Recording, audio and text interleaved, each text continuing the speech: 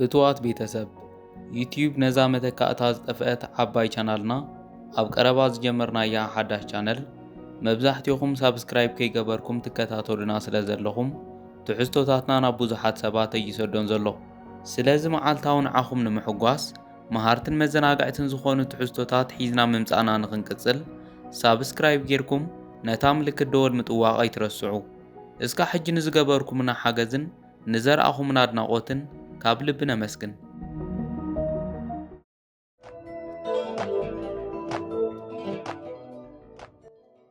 ጂሚ ብተመስጦ ኣብ ቤት ምግቢ እናሰርሐ ከሎ ናታልያ ኣብ ድሕሪቱ ኮይና ንኸይሪኣ ግድብድብ እናበለት ገንዘብ ናብ መትሓዚ ምግቢ ትሓብእ።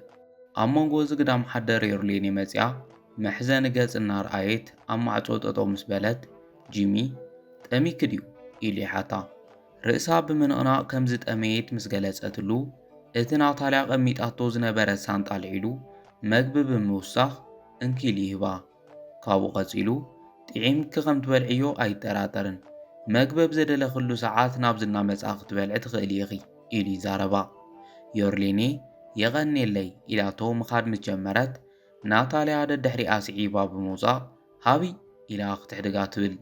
ዮርሌኔ ከዓ ኣይህብን እቲ ወዲ ባዕሉ ዝሃበኒ ናተ እዩ ኢላ ትካታዕ። ናታልያ ኣነ ንሱ ኣይግድሸንን ሃቢኤ ዝብለኪ ዘለኹ ኢላ ተፋጥጠላ። ዮርሌኔ ግና ግደፍና ዓሙና ኣነ ሂበክኔ ኢላ ካን ትብል። ካብኡ ናታልያ ብሕርቃን ሃቢ እናበለት ጎቲታ ተሕድጋ። ኣብ መንጎ ጂሚ ኣብ ውሽጡ ኮይኑ ድምፀን ሰሚዑ ብምምጻእ እንታይ እዩ ዘባእሰክን ዘሎ ኢሉ ንናታልያ ሓታ። ናታልያ ከዓ ኣይተባኣስናን ኩሉ ነገር ሰላም እዩ ትብል። ዮርሌኔ እውን ብሰንካ ጸገም ንኸይፍጠር እወ ናይ ሰላም እዩ ኢላ ትምልሰሉ። ካብኡ ጂሚ ኩሉ ነገር ሰላም እንድሕር ሃልዩ ጽቡቕ፣ እቲ ዝሃብኳ መግቢ ዶ ክትመልስላ ትኽእሊ ኢሉ ንናታልያ ሓታ። ናታልያ ሒዛቶ ስቕ ምስ በለት ይጽበየኪ እየ ዘለኹ ናታልያ ሃብያ እባ ኢሉ የፋጥጠላ። ካብኡ ዮርሌኔ የቐኒየለይ ኢላ ትቕበል። ጂሚ ከዓ ንዝተፈጠረ ነገር ይቕረግበረለይ እቲ መግቢ ከም ትፈትውዮ ይጠራጠርን ኢሉ ይምልስ። ንሳ ከዓ ናብ ክልቲኦም እናጠመተት የቐኒየለይ ኢላ ተመስግኖም። ናታልያ እውን ገጻ እናጸወገት ይቕሬታ ተሓታ። ዮርሌኔ ምስ ከደት ጂሚ ንናታልያ ብሕማቕ ዓይኒ ክጥምታ ይጅምር።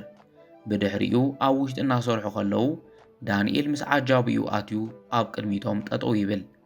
ካብኡ ጂሚ ናብኦም ንምኻድ እናሓሰበ ናታልያ ናባይ ግደፎ ባዕለይ ክሰምዖም ኢላቶ ትኸድ። ብድሕሪኡ ናብኦም ብምቕራብ ከመይ ውዒልኩም እንታይ ክእዘዘኩም ኢላ ትሓቶም። ካብኡ ዳንኤል ዝኣዘዝክዎ ክወስድ መጽ ኢሉ ይምልሰላ። ካብኡ ናታልያ እናፈርሐት ንዳንኤል ትሪኦ እሞ ኣይተዳለኹን ኢላ ትምልስ። ብድሕሪኡ ዓጃቢኡ ንዳንኤል ሽጉጥ ከውፅእ ክብል ዳንኤል ጠጠው ኣቢሉ ንምንታይ ኢሉ ይሓታ። ንሳ ግና እናንቀጥቀጠት ሕጂ ክዛረበካ ኣይክእልን ትብሎ። ዳንኤል እውን ጂሚ ምህላው ርኡ ሕራይ ድሕሪ 5 ደቂቕ ክምለስ ኢሉ ይዛረባ። ሕራይ ላቶ ክትከድ ክትብል ብኢዛ ጎቲቱ ናብኡ ብምስሓብ ዝኣዘዝክዎ ተዘሂብክኒ ኣብ ውሽጢ 5 ደቂቕ ነዚ ቦታ ከም ዘይነበሮ ከጥፍኦ ኢሉ ይሕነ። ናታልያ ናብ ቦታኣ ምስ ተመለሰት ካብ ርሑቕ ክሪኦም ዝጸንሐ ጂሚ ናታልያ እንታይኦም ደኣ ዝብሉኽ ነይሮም ኢሉ ይሓታ። ናታልያ ከዓ ትብሎ ጠፊእዋ እናተኾላተፈት ዘይብልና ዓይነት መግቢ እዮም ኣዚዞም ኢላ ትምልሰሉ።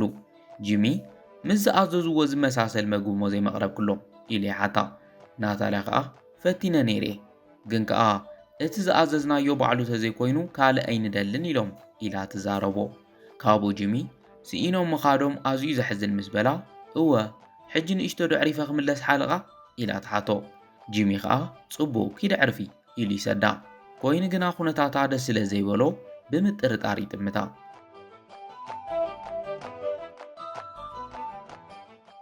ብኻልእ ገጽ ዮርሌኔ ኣብ ፓርክ ከይዳ መግባ ንምብላዕ እንትትፍትን ካልእ ግዳም ሓደር መፅኡ ዝሓዘቶ መግቢ ሕድጋ። ዮርሌኔ በጃኻ ሃበኒ ኣነ እውን ጠሚኤ ዘለኹ ተደሊኻ ብሓደ ኮይና ንብልዓዮ እናበለት ትልምኖ። ንሱ ግና እዚ ናይ ጎደና ሕጊ እዩ ተወሳኺ ጸገም ከይመጸኪ ግዳ ሕጂ ብቕልጡፍ ካብ ዝረሓቒ ኢሉ ይሓታ። ብድሕሪ ዮርሌኔ ምስ ከደት እቲ ግዳም ሓደር ነቲ ሳንጣ ከፊቱ ንምብላዕ እናሓሰበ ካብቲ ሳንጣ እቲ ናታልያ ዘእተወቶ ጥማር ገንዘብ ይወድቕ። እቲ ግዳም ሓደር ከዓ ነቲ ገንዘብ ብምሓዝ ብጉያ ካብቲ ቦታ ይሃድም። እዚ ዝረኣየት ዮርሌኔ እታ ጓል ኣብ ውሽጢ ገንዘብ ከም ዝነበረ ትፈልጥ ዶ ትነብር? ወይስ እቲ ወዲ ውህብቶ ሂብኒ ኢላ ንባዕላ ትሓትት። ካብኡ ከዓ ባዕላ መሊሳ ግን ከኣ ክንዲዚ ዝኣክል ገንዘብ ንዘይፈልጦ ሰብ ዝህብ ዋላ ሓደ የለን ኢላ ትዛረብ። ብኻልእ ገጽ ናታልያ ናብ ደገ ወፂኣ ንዳንኤል ምስ ረኸበቶ ዳንኤል ንምንታይ ገንዘበይ ከም ዘይትህብኒ ዓጋ ብምኽንያት ከም ዘለክ ተስፋ ይገብር ኢሉ የፋጥጠላ። ንሳ ከዓ ኣዳሊልኩም እኮ ነይረ ግን ከኣ ሓንቲ ግዳም ሓደር መፂኣ መግቢ ምስ ሓተተት ሓለቓ ገንዘብ ውሽጡ ከም ዘሎ ከይፈለጠ መግቢ ለልዒሉ ተኺቡላ ኢላ ተረድኦ። ዳንኤል ግና ብዘረባ እናሰሓቐ እዚ ዘይመስል ሓሶት ከኣምነኒ ኢልክ ከይተሓስቢ ፈጺመ ይኣምነክን ብምባል ናብ ብጻዩ ዘይሩ እንታይ ክትገብር ከም ዘለካ ትፈልጥ ኢኻ ኢሉ ንኽቐትላ የዝዞ። ካብኡ ተዓጃቢኡ ክደፍኣ ምስ ጀመረ ናታልያ በጀኻ መሓረኒ ነታ ጓል ባዕለይ ደልየ ረኺበ ከምፀልኩሜ እናበለት ትልምኖም። ካብኡ ዳንኤል ግደፋ ናብ ዝንዒ ኢሉ ይጽውዓ።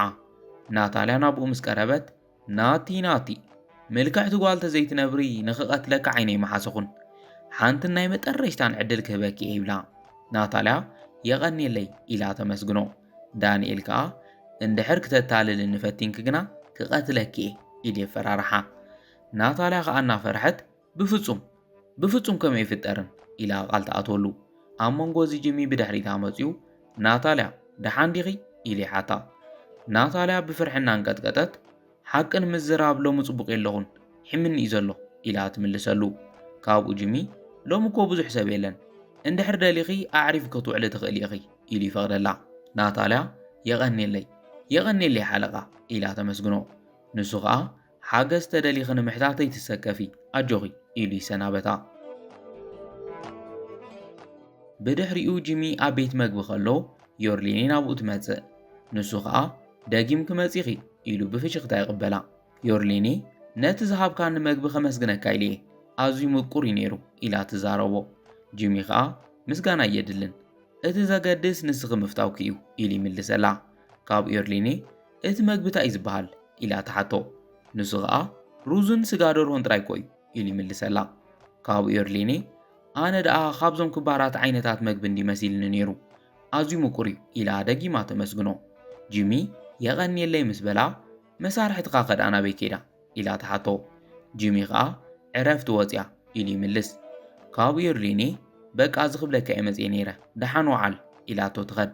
ጂሚ ግና ሓንሳ ጽንሕ ኢሉ ጠጠው የብላ። ዮርሌኔ ምስ ተመለሰት ክትሰርሕ ትኽእል ዶ ኢሉ ይሓታ። ንሳ ድማ እወ ዝኣዘዝካ ንኽሰርሕ ይኽእል እየ ኢላ ትምልስ። ብድሕሪኡ ጂሚ ጽቡቕ እሞ ንሎሚ መሳሰይት ኮንክ ዘይትሰርሒ ብዙሓት ሰባት እውን የለውን ኢሉ ይሓታ። ዮርሌኔ ቁሩብ ክተማትእ ድሕሪ ምጽናሕ ሕራይ ክሰርሕ ይኽእል እየ ትብሎ። ጂሚ ከዓ ጽቡቕ በለንዒ ዩኒፎርም ክኽበኪ ኢሉ መሪሕዋ ይኸድ። ብኻልእ ገጽ ናታልያ ንዮርሌኔ ንምርካብ ኣብ ፓርክ ከይዳ ክትደልያ ትጅምር። ኣብዚ ሰዓት እቲ ግዳም ሓደር ነታ ካብ ቤት መግቢ ዝወፀት ሳንጣ ሒዙ ደቂሱ ትሪኦ። ካብኡ ናታልያ እናሓረቐት መን ሂብካ መልሰለይ ኢላ ትሓቶ። ንሱ ከዓ ካብ መደቀሲኡ ተሲኡ ነታ ሳንጣ ብምሕቋፍ ዝኾነ ሰብ ሂብኒ ኢሉ ይምልሰላ። ናታልያ ኣነ ብቲ ቤት መግቢ እሰርሕ ርኤካ ግና ኣይፈልጥን ሕጂ ሃበኒ ኢላ ተፋጥጠሉ። ንሱ ግና ኣነ ሰብ ሂብኒ እምበር ካብ ሬስቶራንት ተምፅየ ይበልኩኹን ኢልዋ ምኻድ ይጅምር። ናታልያ ሓንሳ ጽናሕ እናበለት ጠጠው ክተብሎ ትፍትን። ንሱ ግና ከምዘይሰምዓ ስቕ ኢሉ መገዲ ይቕጽል። ናታልያ ከዓ ኣብ ዘላቶ ደሪቓ ብፍጹም ክኾነ ኣይክእልን ሕጂ ዳ እንታይ እየ ክገብር እቲ ገንዘብ ግድን ሎሚ ክረኽቦ ኣለኒ ኢላ ንባዕላ ትዛረብ። ብኻልእ ገጸ ውሽጢ እቲ ቤት መግቢ ጂሚ ንዮርሌኔ ሽቓቕ ተደሊኸ ብዘለኪ ኢሉ ነርኣያ ከሎ ናታልያ ተመሊሳ ምስ ረኣየታ ብዝምባደ ኣብዚ እንታይ ትገብረ ኣለኺ ኢላ ተሓታ። ካብኡ ጂሚ ቀልጢፋ ብምምላሳ እናተገረመ ናታልያ ደሓን ዶ ኮንኪ ኢሉ ይሓታ። ንሳ ከዓ እወ ንእሽቶ ምስ ደቀስኩሉ ደሓን ኮይነ ኢላ ትምልሰሉ። ካብኡ ጂሚ ተላለያ ዮርሌኔ ትበሃል ዘኪርክያ ዶ ኢሉ ይሓታ። ንሳ ድማ እወ ይዝክራ ከመይ ደኣ ሕጂ ንሕጂ ክርስዓ ይኽእል ኢላ ትምልሰሉ። ካብኡ ጂሚ ጽቡቕ በልን ሎሚ ክትሕግዘና እያ ኢሉ የረድኣ። ናታልያ ሕራይ ምስ በለቶ ጂሚ ተሰናቢትወን ይኸድ። ጂሚ ምስ ከደ ግና ናታልያ ሃንደበት ገጻ ተለዋዊጡ እቲ ገንዘብ ኣበየሎ ኢላ ተሓታ።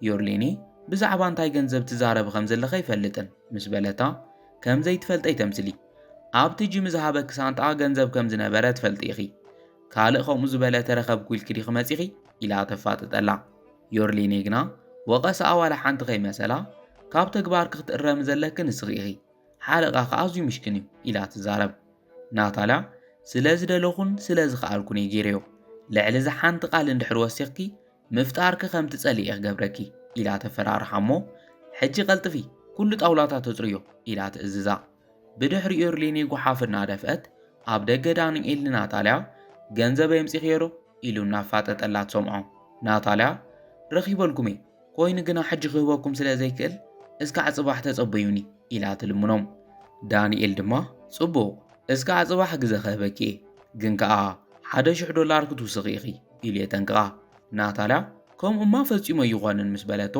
ዳንኤል ብሰንከይዲ ክዘንጊዕኺ ኢሉ የፋጥጠላ ካብኡ ናታልያ ኩሉ ገንዘብካ ጽባሕ ዳሊልካ ክጸኒሐ ኢላ ቃል ተኣትወሉ ዳንኤል ደጊም ክምሳና ምስራሕ ዘይትደሊ እንድሕር ኮንኪ እዚ ናይ መጠረሽታ ናይ ክኾን ምስ በላ ናታልያ ብፍጹም ነደይ ናይ ሕክምና ወፃኢ ንምሽፋን ኢለ ከም ዝገበርክዎ ትፈልጥ ኢኻ ኢላ ትምልሰሉ ዳንኤል ግና እወ ትልሚ ከይሰርሐን እምበር ትፈትን ኢልና እምበር ኣዲኽ ከም ዘይትድሕን እኮ ንፈልጥ ነርና ኢና ኢሉ የባጭወላ ናታልያ ሓዘን ሞት ኣዲኣ ተዘኪርዋ ክትበክ ምጀመረት በቃ ሓዚን ክኽርኤካ ይደልን ጽባሕ 10 ሰዓት ናይ ንግሆ ኣብ ኤልኮራ ንራኸብ ከም ዘይትሕፍርኒ ተስፋ ይገብር ኢልዋ ይኸድ ብድሕሪኡ ናታልያ ገንዘብ ሰሪቓ ናብ ሳንጣ እናእተወት ዮርሊኔ መጽያ ናታልያ ኢላ ትጽዋዓ ናታልያ ኸዓ ብሕርቃን እንታይ ደሊኺ ኢላ ተፋጥጠላ ዮርሊኔ ትገብርዮ ዘለኽ ነገር ጽቡቕ ኣይኮነን ኢላ ክትመኽራ ትፍትን ኮይኑ ግና ናታልያ እንታይ እቲክ ኢላ ምስ ሓተተታ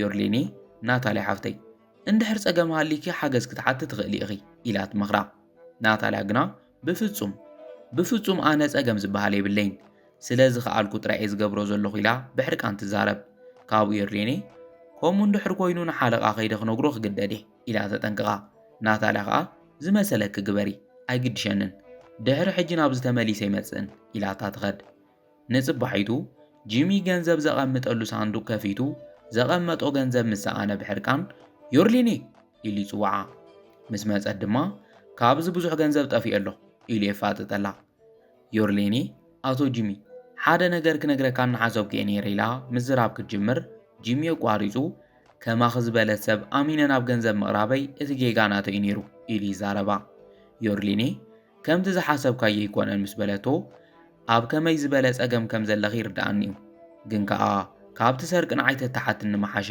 ኢሉ ይመኽራ ዮርሊኔ ክትዛረብ ክትብል ደጊሞ ኣቋሪጹ ሕጂ ዝኾነ ምኽንያት ክሰምዕ ኣይደልን ፖሊስ ከይጸዋዕኹ ኩሉ ንብረታት ክሒዝ ክውፅለይ ኢሉ የጠንቅቓ ዮርሊኔ እናሓዘነት ምስ ከደት ጂሚ ንበይኑ ኮይኑ ካልእ ኸንታይ ወሲዳ ትኾን ኢሉ ይሓትት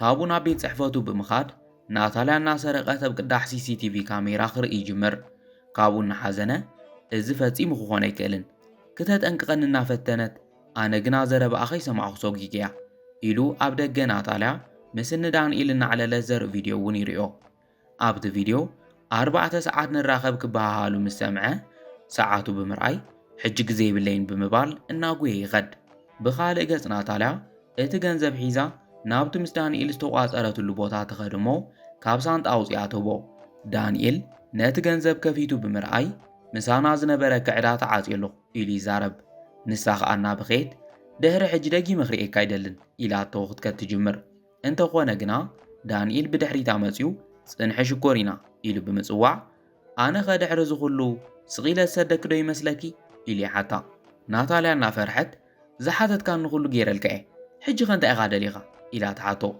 ካብኡ ንዓጃቢኡ በል ሕጂ ተኩሰላ ኢሉ ይእዝዞ እንተኾነ ግና ኣብ መንጎ ዮርሊኔ መጽያ ግደፍዋ ኢላ ትዛረቦም ዳንኤል ንስኺ ኸመን ኢኺ ኢሉ ይሓታ ዮርሊኔ ድማ ናብኦም ብምቕራብ ዝሓተትኩማ ገንዘብ ከየጉደለት ሂባትኩም ኢላ ትዛረቦም ናታልያ ንዓኣ ክትብለ ብሓደጋ ምእታዋ እናግረመላ ዮርሊኔ ኣብዚ እንታይ ትገብረ ኣለኺ ኢላ ትሓታ ዮርሊኔ ኸኣ ዝተፈጠረ ኩሉ ሰሚዐ ክሕግዘኪ ኢለ እየ መጽእ ኢላ ተረድኣ ብድሕሪኡ ዳንኤል ሓንሳ ጽንሒ ንስኽታ ናታልያ ዝነገረትኒ ግዳም ሓደር ክትኮነ ኣለኪ ኢሉ ብዓጃቢኡ ብምትሓዝ ብቕልጡፍ ገንዘብ የምጽዮ ኢሉ ይእዝዛ። ዮርሌኔ ምሳይ የለን ተሰሪቐ ኢላ እቲ ሓቂ ትዛረቦ። ካብኡ ዳንኤል ከምኡ እንተኾይኑ ጽቡቕ ክልተ ጸገማት ብሓደ ግዜ ክነወግድ ኢና ማለት እዩ ምስ በለ ዮርሌኔ በጃኻ ግደፍ እናበለት ትልምኖ። ናታልያ እውን በጃኻ ዳንኤል በጃኻ ኢላ እናበኸየት ትልምን። ብኻልእ ገጅሚ ማኪኑ ሒዙ እናኸደ ሰብ ሒዘ ክኸደለን ኢሉ ናብ ኣዕርኽቱ ክድውል ይሓስብ ኮይኑ ግና ቴሌፎኑ ረሲዕዋ ስለ ዝመፀ ይከኣለን።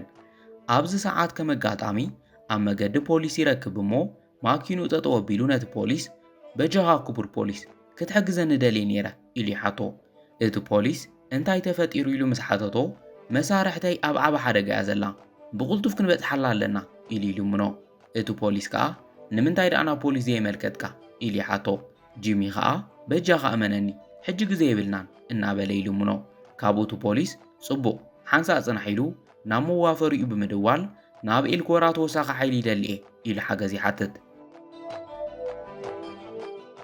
ብዙሕ ከይጸንሑ ብጉያ ናብቲ ዮርሌኔ ዘለዎ ቦታ ብምብጻሕ ነቲ ሽጉጥ ሒዙ ዝነበረ ሓሽከር ይሕዝዎ።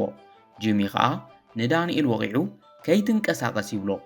ዳንኤል ብምትሓዙ ኣዝዩ እናሓረቐ ምስ መን ትበኣስ ከም ዘለኻ ይፈለጥካን ኢሉ ኸፈራርሖ ይፍትን። ኣብ መንጎ እቲ ፖሊስ ኣብ ቀይዲ ውዒልኩም ኢኹም ስቕበሉ ኢሉ እናጎተተ ክወስዶም ይጅምር። ካብኡ ንዮርሌኔ ክበኽያ ምስ ጀመራ ዳንኤል ኣጆ ክንህድ በላ ኩሉ ነገር ኣብኪዕዩ እናበለ ይጸናንዐን። ካብኡ ቐጺሉ ዮርሌኔ በጃ ከይተሓዝለይ ሓቂ ክትነግርኒ ዕድል ይሃብኩኽን ይብላ እሞ ናብ ናታልያ ብምዛር ንምንታይ ዘይነገርክኒ ብሓደ ኮይንና ኩሉ ጸገም ክንፈትሖ ነርና ኢና ኢሉ ይሓታ። ናታልያ እናበኸየት ይቕሬታ ምስ በለቶ ኣጆኺ ሕጂ ኣክል እናበለ ይጸናንዓ። ካብኡ ዮርሌኔ ኣብ ዘይበደልክ ስለ ዝኸሰስኩ ከይተሓዝለይ ኢሉ ይቕሬታ ይሓታ። ንሳ ከዓ ጸገም የብሉን ዘይጋገ ሰብ የለን እቲ ዘገድስ ካብዚ ኩሉ ጸገም ብሰላም ምውፃእና እዩ ኢላ ትምልሰሉ። ብድሕሪኡ ሰለስቲኦም ተሓቋቒፎም ይመሰጋገኑ። ንጽባሒቱ ሰለስቲኦም ብሓደ ሻህ እናሰተዩ ናታልያ ንኹሉ ዝተፈጠረ ነገር ንኹላኹም ይቕሬታ ክሓተኩም ይደልየ። ዓደይ ሓሚማ ኣብ ሆስፒታል ምስ ደቀሰት ዳንኤል ዝተወሰነ ገንዘብ ኣለኪሕኒ ነይሩ። ብድሕሪኡ ግና ዝምልሰሉ ገንዘብ ስለ ዘይብለይ ካብ ቤት መግቢ ንምስራቕ ተገዲደ። ኩሉ ነገር ተበላሹ እምበር ቅድሚ ምፍላጥካ እቲ ገንዘብ ክመልሰልካ ይሓሲበ ነይረ ኢላ ኩሉ ምሽጥራ ተዘንትወሎም። ጂሚ ከዓ ኣነ ካብ ፈለማ ገንዘብ ከም ዝጠፍአ ይፈልጥ ነይረ ኮይኑ ግና ፍጹም ንዓኸ ይጠርጠርኩኽን ኢሉ ይምልሰላ። ብድሕሪኡ ዮርሌኔ ኣይተሓዝለይ ምስ በለታ ዮርሌኔ ንምንታይ ሓጉዝኒ ዘይትብሊ ኢላ ተሓታ። ናታልያ ከዓ ምኽንያቱ ኣነ ብዝኣተኽዎ ጸገም ንዓኹም እውን ክትጥቀኩም ኣይደለኹን ኢላ ትምልሰሎም። ካብኡ ጂሚ ሕጂ ኩሉ ነገር ኣብኪዕ ኢሉ የጸናንዓ። ናታልያ ግና ብምስራቐይ ንባዕለይ ይቕረ ክብላ ኣይከኣልኩን ኢላ ኣዝያ ተሓፍር። ካብኡ ጂሚ ከምኡ ይበሃልን እመንኒ ገንዘብ መጻእን ጠፋእን ነገር እዩ ደሓን ምዃን ግጥራይ ክትሓስቢ ዘለኪ ኢሉ ይመኽራ። ካብኡ ናታልያ ሰሪሐ ገንዘብ ምስ ኣከብኩ እቲ ረሳሕ ገንዘቡ ናብ ገጹ ክድርብየሉ ኢላ ናብ ዮርሌኔ ብምዛር ንምንታይ ንዓይ ክትብሊ ንባዕልኽ ናብ ሓደጋ ኣቲኺ ኢላ ተሓታ። ዮርሌኔ ከዓ ምኽንያቱ ኣብቲ ሰዓት ዝጽውዖ ሰብ ኣይነበረንን ንስኺ ከዓ ኣብ ዓብ ጸገም ኢኺ ነርኪ ካልእ መማረፂ ኣይነበረን ኢላ ትምልሰላ። ኣብዚ ሰዓት ናታልያ ዝገበርክለይ ነገር ፈጺመ ይርስዖን የቐኒየለይ ትብላ። ኣብ መጠረሽታ ጂሚ ድሕሪ ሕጂ ግና ኣብ መንጎና ምሽጥር ክህሉ የብሉን መሳርሕቲ ምዃንና ኸይትርስዓ ልዕሊ መሳርሕቲ እውን ስድራ ኢና ሕጂ ሻህና ንስተይሉ ችርስ ይብለን።